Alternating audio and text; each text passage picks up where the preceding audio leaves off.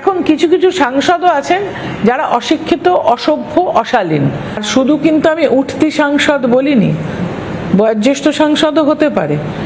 আপনি বলছেন যে অনেক বয়োজ্যেষ্ঠ সাংসদও রয়েছেন, ঘটনাচক্রে প্রশ্ন না করে পারছে না, কারণ আপনার ইন্টারভিউ সাক্ষাৎকার ইতিমধ্যেই অনেকে দেখছিলেন। বন্দ্যোপাধ্যায় সোশ্যাল মিডিয়ায় যে ভাষায় পোস্ট করলেন, নাম না লিখে, যে আপনার সামনের পথ মসৃণ হোক, আনন্দময় হোক, আপনার পরিবারের উজ্জ্বল ভবিষ্যতের শুভকামনা, এবং সম্ভবত আপনাকে ঘিরে থাকা সমস্ত কলঙ্ক এবং বিতর্ক চিরতরে মুছে যাবে আশা করি। মানে উনি আশা করছেন যে আপনি ডিসিশন নেওয়ার পরে নাকি আপনাকে ঘিরে থাকা সমস্ত কলঙ্ক বিতর্ক নাকি মুছে যাবে, এবং এই নতুন অধ্যায়টি আগের সমস্ত ব্যর্থ প্রচেষ্টাকে ঢেকে দেবে।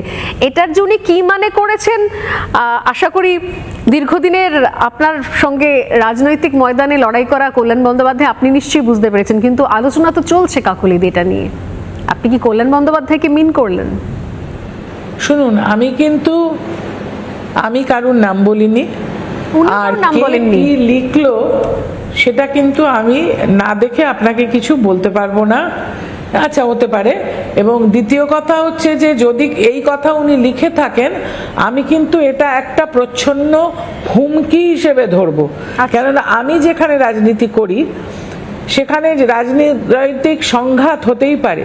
রাজনৈতিক সংঘাত বিরোধীর সঙ্গে হতে পারে, রাজনৈতিক সংঘাত নিজের দলে হতে পারে, রাজনৈতিক সংঘাত বহির্জগতে হতে পারে, অসাধু মানুষ, দুষ্কৃতী, দুর্বৃত্তের সঙ্গে হতে পারে। কিন্তু সেই সংঘাতে পরিবারকে টেনে আনাটা আমি মনে করছি একটা হুমকি। আপনার কথা ধরেই বলছি, আমি দেখিনি, মনে করছি আমাকে হুমকি দিচ্ছেন, আমি যথাযথ ব্যবস্থা গ্রহণ করব।